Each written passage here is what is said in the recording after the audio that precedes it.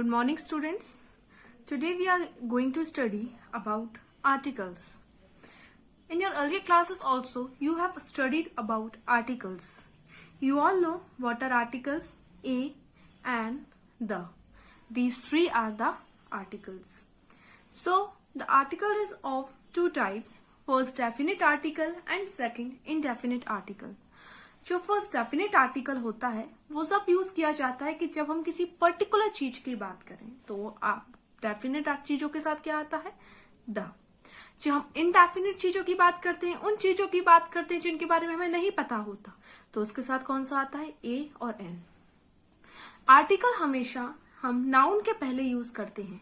कोई भी आर्टिकल हो उसको हमेशा हम नाउन के पहले यूज करेंगे, या नाउन के साथ कुछ कंडीशंस पे एडजेक्टिव होता है तो उसके साथ हम पहले आर्टिकल्स को यूज करते हैं। जनरली जो इनडेफिनेट आर्टिकल्स हैं जैसे कि ए और एन, ये जो दो इनडेफिनेट आर्टिकल्स हैं इनको हम सिंगुलर चीज के साथ यूज करते हैं और काउंटेबल नाउन के साथ यूज करते हैं। सिंगुलर मीन्स जो सिंगल होता है और काउंटेबल मीन्स जिनको हम 1 2 3 4 नंबर्स में काउंट कर सकते हैं। जिन चीजों को हम काउंट नहीं कर सकते हैं उनके साथ हम आर्टिकल ए और एन यूज नहीं करते और सिंगुलर चीजों के साथ हम इसको यूज करते हैं। और डेफिनेट आर्टिकल द हम सिर्फ उन चीजों के बारे के साथ यूज करते हैं जिनकी इंफॉर्मेशन हमें पहले से हो।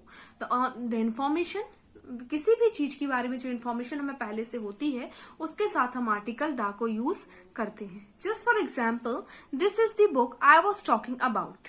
This is the book I was talking about. कौन सी बुक? ये वो बुक है जिसके बारे में हम पहले क्या कर रहे थे, बात कर रहे थे। तो हमें उसके बारे में पहले से इन्फॉर्मेशन थी कि the book we are talking about, जिसके बारे में हमने पहले बात की हुई थी, ये वही बुक है। तो कौन सी बुक है उसकी हमें पहले से इन्फॉर्मेशन है जिसके बारे में हमने बात की थी, तो इसलिए उसके साथ बुक क्या है, हमारा नाउन है। तो बुक के साथ हमने कौन सा आर्टिकल लगाया है, द। अगर हम इसी के साथ एक और एग्जाम्पल लेते हैं, this is a book. This is a book. अब कौन सी बुक, कैसी बुक हमें नहीं पता, ठीक, कोई इंफॉर्मेशन नहीं है। बुक कोई भी हो सकती है। इंग्लिश की बुक ले लो, हिंदी की बुक ले लो, मैथ्स की बुक ले लो, स्टोरी बुक ले लो, एनी बुक। इसके बारे में कोई इन्फॉर्मेशन नहीं है कि कौन सी बुक, कैसी बुक, इसलिए हमने उसके पहले कौन सा आर्टिकल लगाया है, द। अब देखिए, बुक को हम 1 2 3 4 नंबर्स में काउंट कर सकते हैं। That means book is a singular word, तो हम इसलिए भी आर्टिकल ए लगाएंगे। अब बुक कैसा है, सिंगल है, एक ही बुक की बात की जा रही है, बहुत सारी बुक की बात नहीं की जा रही। This is a book. This is a book का मतलब क्या है, सिर्फ एक ही बुक है। क्लियर हुआ। दा को हम कब यूज लगाएंगे, जब हम किसी ऐसी चीज के बारे में बात कर रहे हैं जिसके बारे में हमें पहले से इंफॉर्मेशन है, तो उसके साथ क्या आएगा, दा।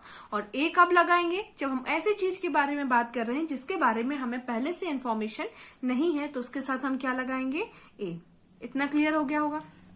नेक्स्ट एक चीज और, अब हम ए कहाँ लगाएंगे, ठीक, जैसे कि मान लीजिए आप कभी कभी बोलते हैं कोई मिस्टर राहुल, जैसे कि मान लीजिए आप और आपके फादर घर में बैठे थे and you are discussing about some Mister Rahul, ठीक।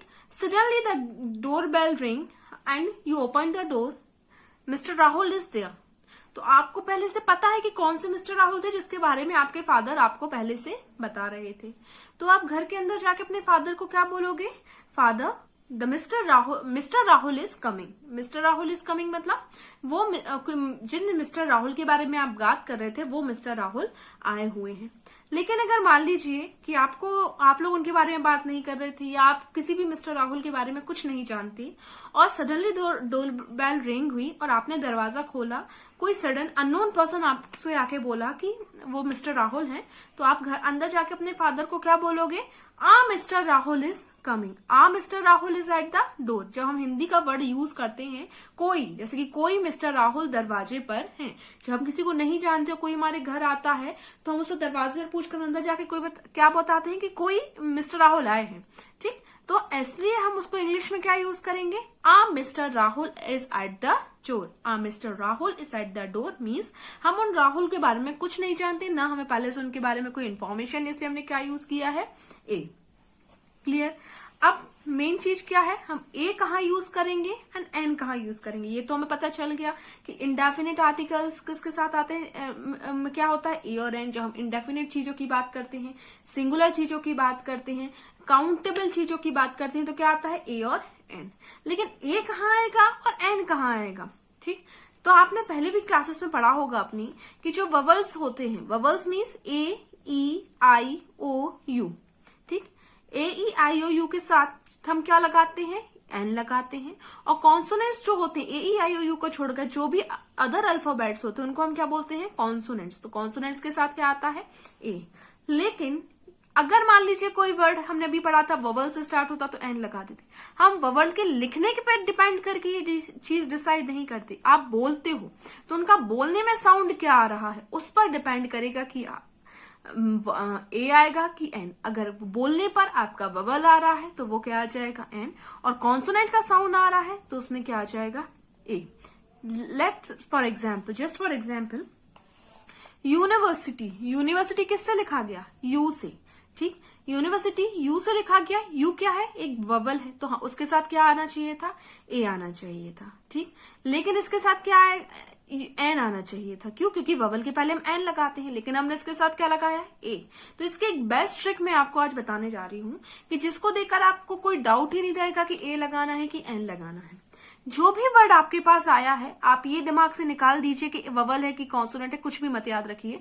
आपने हिंदी की वर्णमाला में स्वर और व्यंजन दो टाइप के हिंदी की वर्णमाला पढ़ी होगी।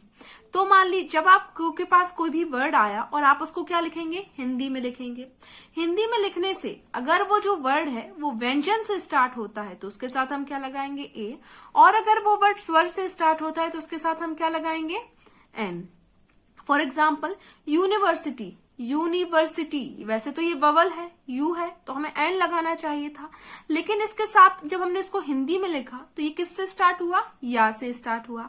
दैट मीन्स ये एक व्यंजन से स्टार्ट हुआ है। इसके साथ हम क्या लगा देंगे, A. N R. R H है, एच क्या हो, आर कॉन्सोनेंट है तो इसके साथ एन आना चाहिए था। लेकिन जब हमने उसको हिंदी में लिखा तो ये किससे स्टार्ट हुआ, आ से स्टार्ट हुआ। और आ हमारा क्या है, एक स्वर है, इसलिए हमने इसके साथ क्या लगा दिया, एन। बॉय। बॉय बा से स्टार्ट हुआ। बा क्या है हमारा, व्यंजन है, तो उसके साथ क्या आ जाएगा, ए। पेन। प क्या है, व्यंजन है तो ए। ऑनेस्ट। जब ऑनेस्ट को ये हिंदी में आप इंग्लिश में जरूर इसको कॉन्सोनेंट से लिख रहे हो, एच से, लेकिन जब हम हिंदी में इसको लिखेंगे तो ये किससे स्टार्ट होगा, आ से स्टार्ट होगा, ऑनेस्ट। तो इसके साथ हम क्या लगाएंगे, एन। आई होप इतना क्लियर होगा आपको कि कोई भी वर्ड अगर वो हिंदी से के व्यंजन से लिखा जा रहा है तो उसके साथ एन आएगा, और स्वर से लिखा जा रहा है तो हम उसके साथ, हिंदी के व्यंजन से लिखा जा रहा है तो हम उसके साथ ए लगाएंगे, और स्वर से लिखा जा रहा है तो हम उसके साथ एन लगाएंगे। Got it. नेक्स्ट, अब कुछ ऐसे वर्ड्स भी होते हैं जिनके बारे में बहुत कंफ्यूजन होती है, जैसे कि मान लीजिए MLA। अब MLA, एम को आप हिंदी में कैसे लिखोगे, MLA। तो ये ए क्या है, स्वर है, तो इसके साथ हम क्या लगा देंगे, एन। And union. यू क्या है, ववल है, लेकिन आप इसको हिंदी में जब लिखते हैं तो ये व्यंजन से स्टार्ट होता है, इसलिए इसके साथ क्या आएगा, ए। And orange. ऑरेंज ये आ से स्टार्ट होता है, इसलिए इसके साथ क्या लगाएंगे, an. Just for one more example, आपने इंग्लिश में लिखते हैं LLB, ठीक। एल हमारा क्या है, कॉन्सोनेंट है, दैट मीन्स इसके साथ ए आना चाहिए, लेकिन ए नहीं आता इसका, क्योंकि आप जब इसको हिंदी में लिखते हैं तो ये कैसा लिखा जाएगा, एल, ठीक। तो ए हमारा क्या हो जाएगा, स्वर, इसलिए हम इसके साथ क्या लगा देंगे, an. LLB। I hope you got it, ठीक।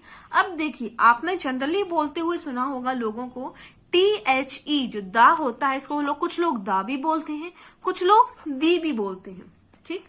अब मैं आपको ये बताने जा रही हूं कि दा सही होता है कि दी सही होता है। दोनों गलत नहीं है, दोनों ही सही है, बस डिपेंड करता है कि आप उसको कहां पर क्या बोल रहे हैं। अगर मान लीजिए कोई भी वर्ड है जिसको आप उसका वोवल से साउंड आ रहा है तो उसके साथ हम क्या बोलेंगे, दी। और कॉन्सोनेंट साउंड आ रहा है तो हम क्या बोलेंगे, दा। ये चीज याद रखना, ठीक। अगर कोई भी वर्ड है बोलने में उसका वोवल साउंड आ रहा है, दैट मीन्स दी आएगा, और कॉन्सोनेंट साउंड आ रहा है तो क्या आएगा, दा आएगा। जैसे for example, the boy, boy बा से स्टार्ट हो रहा तो क्या आ जाएगा, द। पेन, पेन से स्टार्ट, व्यंजन कॉन्सोनेंट तो क्या आ जाएगा, द। ईयर, ईयर कैसे लिखते हैं? ईयर, तो क्या आ जाएगा? द। ईयर, ये वाला ई कैसे लिखा जाता है? ई इमली का ई से, तो ये क्या हो गया? व्यंजन हो गया, तो दी ईयर। मान लीजिए आप कोई मूवी जाते हैं, तो मूवी जब खत्म होती है तो उसमें क्या लिखा आता है? दी एंड। ई एंड, ई से स्टार्ट होता है, एंड ए से स्टार्ट होता है, स्वर है, तो उसके साथ हम क्या यूज करेंगे? दी एच ई, दा को हम दी पढ़ते हैं तो हमेशा क्या बोलते हैं? दी एंड। कोई भी ये नहीं बोलता दा एंड, हमेशा क्या बोला जाता है? दी एंड हो गया मूवी का। ठीक है। अगर तो आपको क्या याद रखना है? कोई भी वर्ड है, अगर वो बबल से उसका साउंड आ रहा है तो हम उसके साथ दी यूज करेंगे, और व्यंजन का साउंड आ रहा है तो हम उसके साथ दा यूज करेंगे। क्लियर? अब देखिए, अब हमें यह देखना है कि हम दा का कहां कहां पर यूज करते हैं। तो सबसे पहला, कोई भी यूनिक ऑब्जेक्ट हो या यूनिक पीपल हो। यूनिक मतलब कि दुनिया में सिर्फ एक ही है, उसके अलावा और कोई दूसरा है ही नहीं, तो उसके साथ हम क्या यूज करते हैं? Article the. जैसे कि द सन, सन एक ही है दुनिया में, 2-4 सन नहीं दिखते हैं, तो उसके साथ हम क्या यूज करेंगे? द अर्थ एक ही है, the moon, the president, the world, etcetera. तो ऐसी चीजों के साथ हम क्या यूज करते हैं? द। नेक्स्ट क्या है? With adjective referring to a whole group of the people. अब हम जैसे आपको बोले काउ गिव्स अस मिल्क, ठीक। अब आपको ये पता है कौन सी काउ के बारे में बात की जा रही है? पूरी काउ के बारे में बात कर रहे हैं। तो जब ऐसी कोई चीज जो पूरी क्लास को शो करती है तो उसके साथ भी हम क्या यूज करते हैं? द। किसी हम फेमस बिल्डिंग या मॉन्यूमेंट की बात करें, कोई बहुत फेमस बिल्डिंग है, कोई बहुत फेमस मॉन्यूमेंट है, जैसे कि ताजमहल हो गया, कुतुब मीनार हो गया, ये क्या है? फेमस है, इनको किसी चीज की डिस्क्रिप्शन की जरूरत ही नहीं, तो उसके साथ हम कौन सा आर्टिकल यूज करेंगे? द। दूसरा आर्टिकल को यूज नहीं करेंगे। I hope you got it. Next, with superlative degree. आपने 3 डिग्री पढ़ी होंगी एडजेक्टिव की, पॉजिटिव, कंपैरेटिव एंड सुपरलेटिव।